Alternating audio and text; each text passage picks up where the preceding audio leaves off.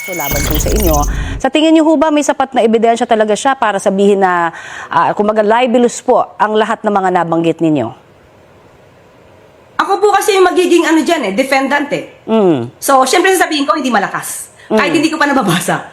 Ayan nga ho, pag-usapan natin ngayon mga reaction update PH na nakita nyo naman ho itong si Auntie Claire Castro, hindi niya pa ho nababasa yung isasampang kaso dito sa kanya, sasabihin niya daw ho, hindi raw malakas mga ka-update. Mantakin po ninyo yun, papatawan nga ho siya ng 110 million kung hindi ho tayo nagkakamali o 115 million. Dito mga ka-update makikita na ho talaga natin, oras na manalo sa kaso, itong si Kong Leandro Libiste, makikita at malalaman natin na magkano nga ba talaga ang net worth netong si Auntie Claire Castro kasi mga ka-update 110 to 115 million na danyos. Dito makikita na natin kung magkano nga ba talaga yung inaabot o sinasampal na maleta sa kanya ng alam nyo na, Pers family mga kabdita. Kasi isipin nyo, number one talakira na Malacanang. Lahat ho ng pagtatanggol dyan sa kay Ngagba, sa First Lady, kay Luther King, kay House of the Representatives na Charis Pempenko mga kabdita, lahat ho ng pananangga mga kabdit, gagawin ni Claire Castro para pagtakpan ho lahat ng kabalbalang ginagawa ni Mr. Tubig. Di ba? Kaya ngayon mga kabdit, nakahanap po siya ng katapat niya. Ayan mga kabdito, nakikita naman ho natin nasa ilalim mo. Dito naman si Kong Leandro Libiste, hindi naman ho magpapahulihan. Sinabi niya mga kabdit na hindi niya papatalo yung kasong ipapataw o ihahampas niya sa pagmumukha ni Auntie Claire Castro. Kaya mga pakinggan na lang ho natin itong si Auntie Claire Castro at itong si Kong Leandro Libiste. Sino nga ba talaga ang nasa tama at sino nga ba ang nasa mali? Kaya kung bago lang ho kayo sa ating channel, isang like, isang share, isang subscribe lamang ho. Malaking tulong na ho yan. Sabay-sabay ho tayo magkomento, mag-react. Kaya update, react na ho tayo. Definitely, sasabihin ko, hindi malakas. At dapat ma-dismiss yun. Okay. At kayo ho ba amenable na makipag-usap po sa kanya outside courts para maayos po ito? O kayo ho ba ay tatayo mismo po bilang abogado nyo rin? O kukuha rin ho ba kayo ng abogado nyo to represent you? Kung meron po kasi siyang sama ng loob sa akin, di ko po alam kung may personal siyang sama ng loob sa akin. Kasi minsan sinabihan niya na rin po ako. Auntie Claire Castro, imposibleng may sama ng loob yang si Con Leandro sa'yo kasi unang-una sa lahat, kung pinakinggan mo kahapon na nagsalita ho siya dyan, ayaw ka nga niyang makulong, Auntie Claire. Ayaw ka niya nga makulong. Gusto niya lang pagbayaran mo yung kabalbalang ginagawa mo kasi puro fake news na nga, puro paninira pa yung ginagawa mo. Unang-una sa lahat, Auntie Claire Castro, isa kang Yusek, tagapagsalita ka ng Pangulo. Lahat nga naman ng ginagawa mo, sinasabi mo dyan sa vlog mo, maraming maniniwala sa kabalbalan mo. Yung binentang ang prangkisa na sinasabi nyo kay Kong Leandro, hindi ito yung kumpanyang may prangkisa, Auntie Claire. Binenta niya yung separadong kumpanya. Pinipilit, isa pa yan nga si Boeing mga kabdit. Isipin nyo ho yan, itong si Boeing din, isa pang konsentidor. Dahil nga mga kabdit, hindi naman natin alam kung hawak din siya ni Marcos Jr. sa leeg. Imbis na imbestigahan niyang flood control issue, flood control project, sino pa hong unang iimbestigahan? Yan po may sariling business. Hindi naman ho nagnanakaw dyan sa gobyerno, pero pilit ho nilang ginigipit. Di ba? Halatado ho kasing admin ni Marcos Jr. Halatado na one-sided mga ka-update. Lahat ho nang lumalaban sa korupsyon, yun ho yung pinipiga, yun ho yung iniipit nila. Pero pagdating sa mga mastermind dyan sa flood control issue, meron ho ba nakukulong? Wala mga ka-update. Sino yung napag-initan niyang mga diskaya? Yung mga engineer architect? O nasaan sila Amena, sila Bonoan? Yung mga totoong kasabot nila sa flood control mga audit, nasaan? Nasa ibang bansa. Nag-happy-happy. Yeah. Na making a fool of myself. On air yon. Di ba? Kung tutuusin nga, mas libelous yun pero hindi ko na lang din po pinansin. Dahil mali din po yung context ng sinabi niya doon. Kung makikipag-usap po, ako po'y open. Wala naman po sa aking masama. Dahil ako naman po, pagka ako'y nagsalita, Tingnan nyo yung magiging, mga kabdit, yung nagiging reaction ni Auntie Claire Castro. Yung parang naiiyak na okay lang daw siya, open daw siya magipag-usap kay Kong Libiste. Natural, magiging okay yung pakikipag-usap mo dyan kay Kong Libiste dahil pinatawan ka ng 110 10 million to 115 million na danyos. Talagang open ka makipag-usap niyan, Auntie Claire Castro. Paano mo dedepensa ng sarili mo sa ganyang kalaking halaga? Di ba? Yung update, pakinggan naman ho natin itong naging pahayag ni Con Leandro patungkol nga dito. Malakas na malakas daw yung kaso niya na isasampa dito kay Auntie Claire na may, alam niyo na, tililing mga kabdita. Pakinggan na lang ho natin. Direkta na rin ho tayo dito. Opo, walang kaugnayan yung dalawang kumpanya. Yun po yung dahilan na mananalo tayo sa libel case na ito. Kasi sinabi niya dahil binenta ko ang shares ko sa Meralco, gumawa ako ng pera mula sa kaprangkisa. Wala namang kaugnayan yung kumpanyang binenta ko sa Meralco sa prangkisa. At binenta ko ang kumpanyang ito December 2023 tapos may hanggang 2024 pa. Tapos yung Ayan dyan mga kapdate, nililinaw na nga ni Kong Lebiste na wala hong, alam niyo na, hindi konektado yung kumpanya doon sa may prangkisang pinuputak-putak ng ombudsman at ng, ayan, talakiran ng Malacanang. Malayong-malayo ho mga kapdate. Walang connect. Kaya itong si Auntie Claire Castro, syempre, marami ho siyang viewers dyan. Tagapagsalita nga ho ng Pangulo. Lalo na dyan sa vlog niya, ano ho yung pinagsasabi niya. Dito, nagsalita din ito si Kong Lebiste na ano ho siya mga kapdate lawyer ho siya, hindi ho siya, vlogger dapat. Na nagsasalita ka dapat, nagsasabi ka lamang ng katotohanan. Totoo naman ho yan mga kapdate. Di ba? actually, yun ay partly palabiro lang dahil yung isa pang dahilan na sinabi ko kinakasuhan natin si Yusek Claire ay marami din siyang ipinakitang pattern na kanina. Mga 20 na ang mga episodes ng kanyang vlog patungkol sa akin at kung hindi po ako nagkakamali, ngayong gabi may isa pang bagong episode na po ay may libelous mga statements. Opo, bakit po sa tingin ninyo libelous po yung kanyang quote lang niya ay itong si Ombudsman na Remulla?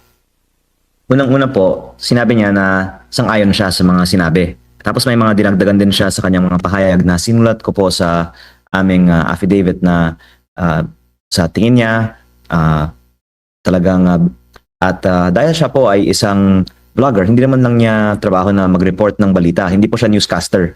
Siya po ay nagbibigay din po ng kanyang opinion. At marami din mga nanonood sa kanyang vlog. Kaya baka yung mga nanonood naniniwala sa mga sinasabi niya. Kaya siya po talaga ay may hit ng 20 episodes ng kanyang vlog tungkol sa akin.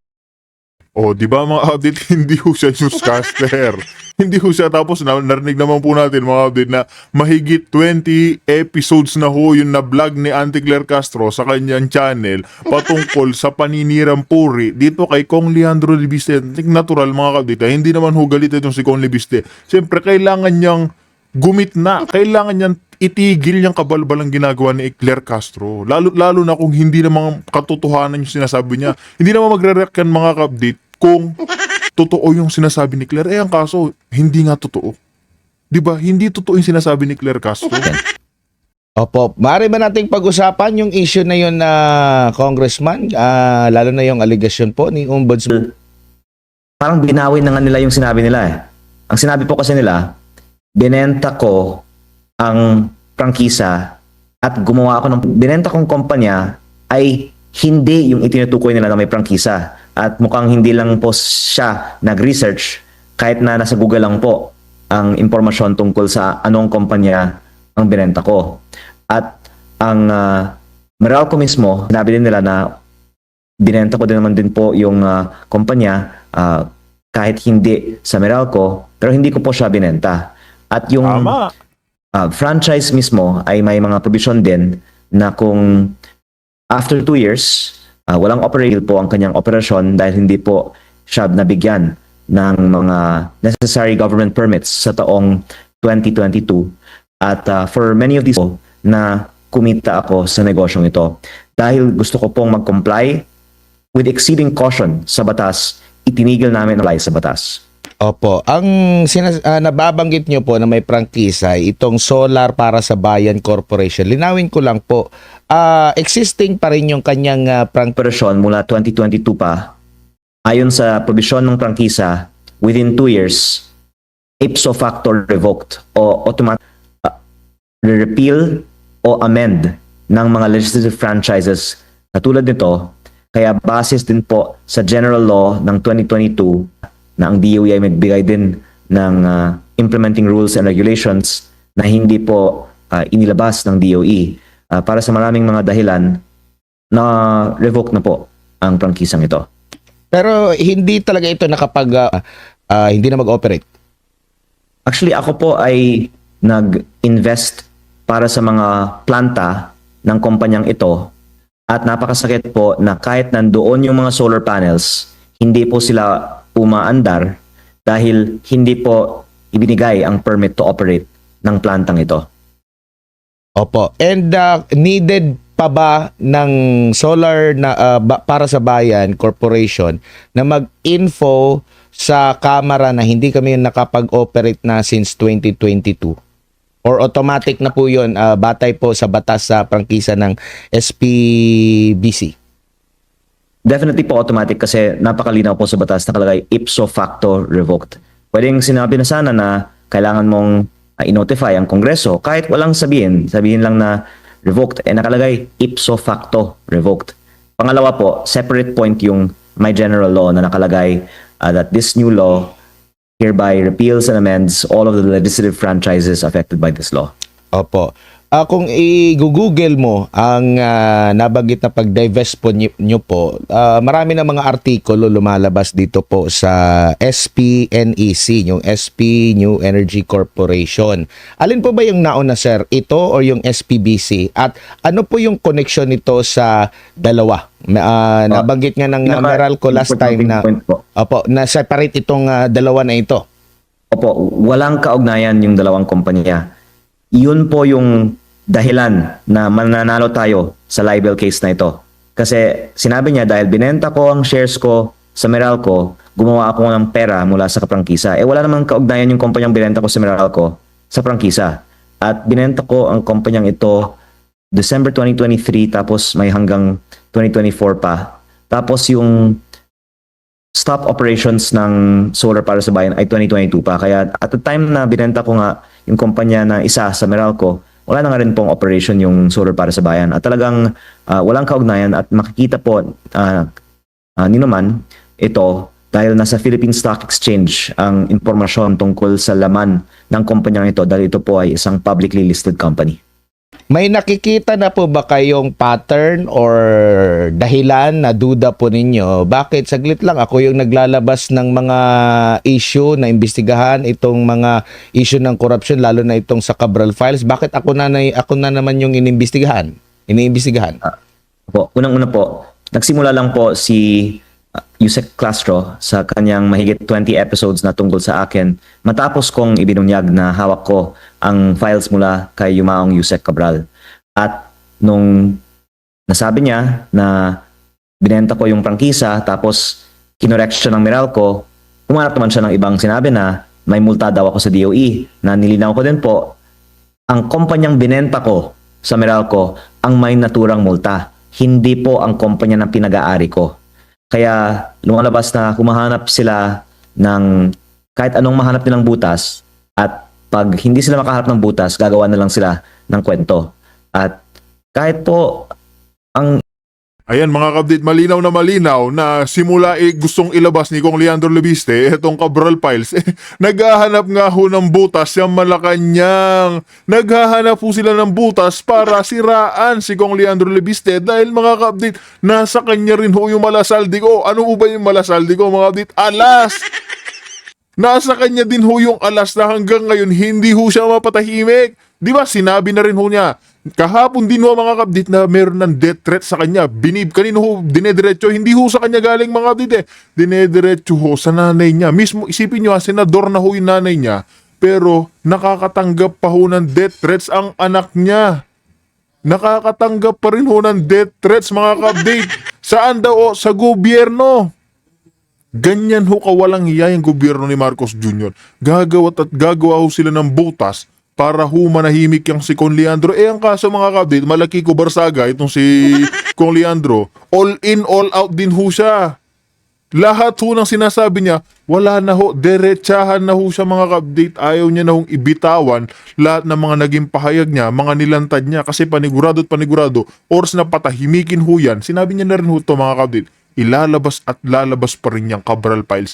Lahat ng mga magnanakaw, kurakot dyan sa gobyerno, mga congressman, lahat ng mga sangkot, malalaman at malalaman lahat yan, mga ka-update. Di ba? Iba naman na may mga ganitong alegasyon, hindi naman po ginagawang topic ng napakaraming mga vlog ni Yusek Claire Castro. Ang nakakalungkot, siya po ay hindi lang kahit sinong vlogger. Siya po ay spokesperson ng ating gobyerno at pinapakinggan ang kanyang mga pahayag bilang mga pahayag ng gobyerno kahit na may disclaimer sa kanyang vlog na ito po ay kanyang mga personal opinions po lamang. At syempre ang mga investors sa Pilipinas man o sa ibang mga bansa ay hindi ma-encourage na mamuhunan sa isang bansa kung saan ang presidential spokesperson na may vlog ay maaring manira lang, lalong-lalo po ng mga hindi totoong impormasyon sa mga pribadong investor na hindi naman kumukuha ng kahit piso mula sa gobyerno. Itong lahat po ay mga kusang investment para magtayo ng mga establishmento na magbibigay ng mga trabaho sa mga kababayan natin. At dagdag ko din po na meron tayong ongoing na pinakamalaking proyekto. Tama ho yan. Paano nga naman papasok yung mga businessman kung makikita at makikita nila? Ganyan pala ito. Undersecretary ng Pangulo, puro paninira pala yung ginagawa nila. Alam naman nila itong si Kong Leandro Lebiste, bago pa pumasok na congressman yan, mga ka-update, lilinawin lang ho natin, bilyonaryo na ho yan. Kaya wala ho siyang pakialam sa binibigyan na milyon-milyon ho na, alam nyo na mga ka-update, di ba sinabi na nilantad niya rin ho to si Garjola, bibigyan siya ng magandang proyekto sa kanyang distrito. Pero dapat si Garjola daw ho yung mamimili ng kontraktor. Si Garjola daw ho yung mamimili ng kontraktor, mga ka-update, para nga naman yung binigay niyang pondo, sabihin na ho nating 500 million, di mapupunta lang din ho kay Garjola. Ganun ho yung mga tactics, galawan ho nila dyan sa gobyerno. Isipin mo, papasok ang milyonaryo dito sa congressman, mga kapatid, kongreso, lalabas ka bilyonaryo. Kaya pala literal na ginagawa hong business yung politika, mga ka-update. Tapos ngayon iniipit nila si Kong Leandro. Matagal ng bilyonaryo yan, mga ka-update. May sarili hong kumpanya yan, marami hong kumpanyang bilyon-bilyon ho yung alaga. Yan ho yung pagkakamali ng gobyerno ni Marcos Jr. Pilit ho siyang dinidikdik. Sa Pilipinas na renewable energy na pinakamalaking investment din ng dayuhang kumpanya sa taong 2025 sa Pilipinas.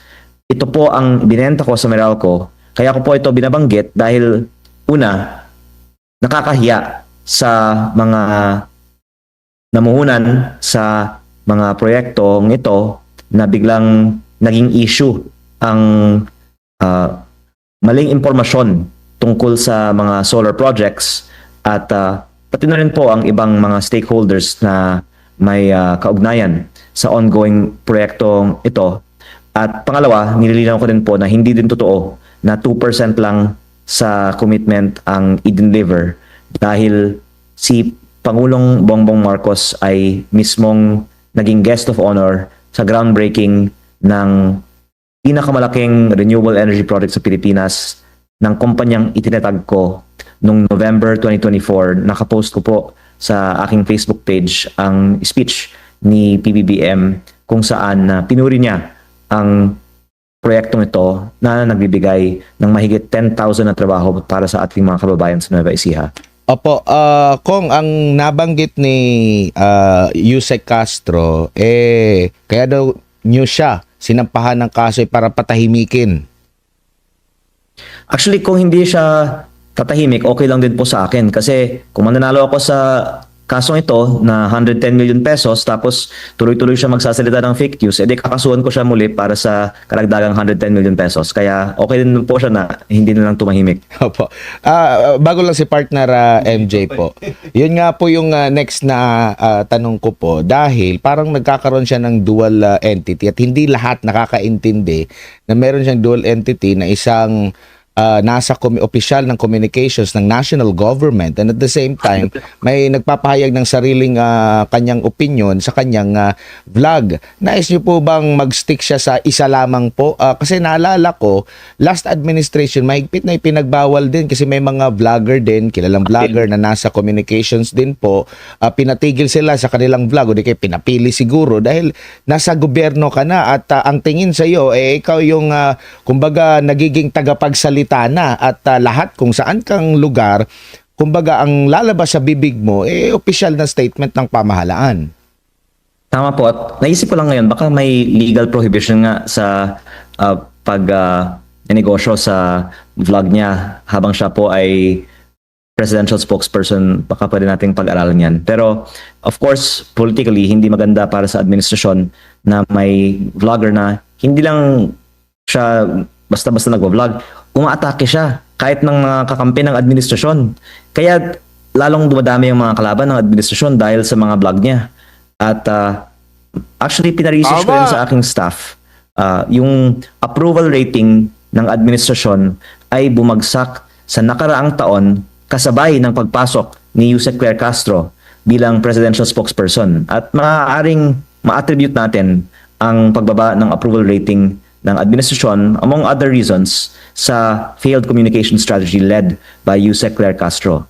At para sa mga nagnanais na ang ating gobyerno ay makakakuha ng tiwala ng taong bayan, dapat siguro palitan na si Yusek Claire Castro bilang Yusek, lalong-lalo po dahil siya ay may, as of now, kaso. Kaya paano siya maging spokesperson na may kaso? Paano siya pagtiwalaan ng mga tao, di ba? Pero kung ang iba naman sa inyong mga viewers ay nagnanais na bumaba ang approval rating ng administrasyon, edi pasalamatan ninyo po na si Yusek Claire Castro ay ang spokesperson ng ating administrasyon. Opo, Kung Reading, wag naman sana kasi baka ang Pangulo na ang mapag-usapan at hindi na si Yusek Claire ang mapag-usapan pag siya umalis sa kanyang pwesto. Doing a good job. Kung, tingin mo. Kaya si Yusek Claire ay center pala of attention. Baka yun po ay deliberate, no? Oo. Pero sir, yung Facebook post po ninyo, no? Yung po inyong post sa Facebook kasama si President BBM, yung sinabi po ninyo na lumikha ng 10,000 na mga trabaho sa ating mga kababayan, bilang may experience po sa business. Actually, we're courting for investors, Congressman, na mag-invest sa Pilipinas. Ano tingin nyo, sir, na mismong lokal na investment ay ginaganito po sa kasalukuyang administrasyon wherein parehas tayong nanghihikayat ng mga negosyante abroad na maglagak po ng papuhunan sa Pilipinas? Grabe po talaga ang epekto sa mga investors ng mga pangyayari tulad nito. At baka hindi coincidence na kasabay nitong mga pangyayari ngayong linggo, naging record low ang peso to dollar ng 59 to almost 50 centavos to 1. At ang foreign direct investment ay nasa post-COVID low. Uulitin ko po, yung project ko sa Nueva Ecija na groundbreak ni PBBM, ang pinakamalaking foreign investment sa buong bansa sa taong 2025. At nahihiya po ako, to be honest, sa mga nagtiwala sa ating bansa at nagpasok ng kanilang pera para maisakatuparan ang magandang proyektong ito dahil biglang nadamay ang kanilang investment sa mga vlog ng ating administrasyon Yusek. At ang madadagdagan ko, ang dahilan na ibang mga negosyo ay hindi din natutuloy ay sa iba't ibang mga level ng ating gobyerno, may mga nanghihingi sa mga negosyante. At in fairness naman sa Pilipinas, sa buong mundo, ito ay di umano ay nangyayari. Pero minsan daw, kaya nanghihingi, kaya nagpapataw ng multa ang ibang mga opisyal o nagbibigay ng mga demand letters o nag-intimidate sa media ng mga negosyante ay sa kadahilanan na may posibilidad din na ang mga negosyante ay may iaalok sa mga opisyales na nagpapahirap sa kanila. I'm not implying anything about anyone in this situation, and I am saying this very delicately, and only in this instance have I said this, but I think that at least there is a perception that when any government arm is speaking very publicly against any private business, that iisipin ng iba kahit na walang ganitong nangyayari na baka may financial reason na yung mga nagsasalita ay nagdidi umano'y shakedown sa mga investors na ito. At muli, kahit na hindi po ito totoo, the fact na may mga ganitong mga pahayag very publicly ay maaaring mag-discourage sa additional investment sa Pilipinas.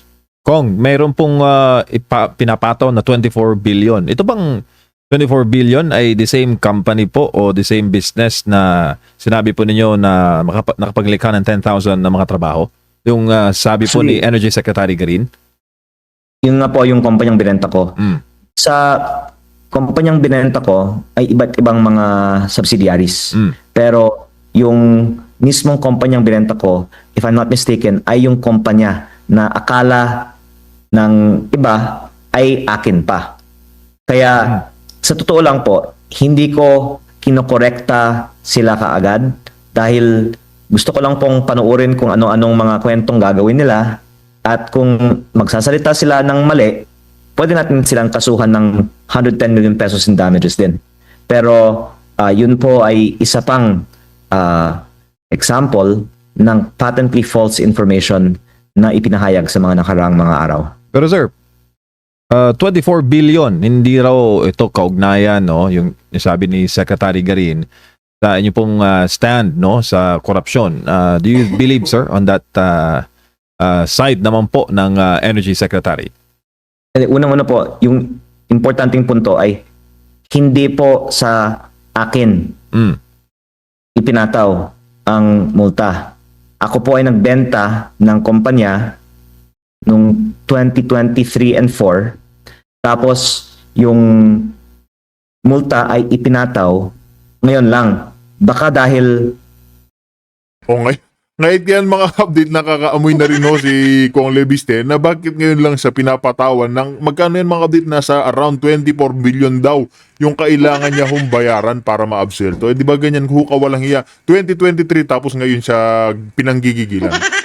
Halatado ho yung administrasyon. Kaya mga update, kung meron kayo nagong komento, reaction dito sa naging payag ni Kong Leandro Lebiste at dito kay Auntie Claire Castro, komento nyo ho yan sa comment section at doon na lang ho natin pag-usapan. Kaya mga update, dito na ho natin tatapusin ang ating reaction video.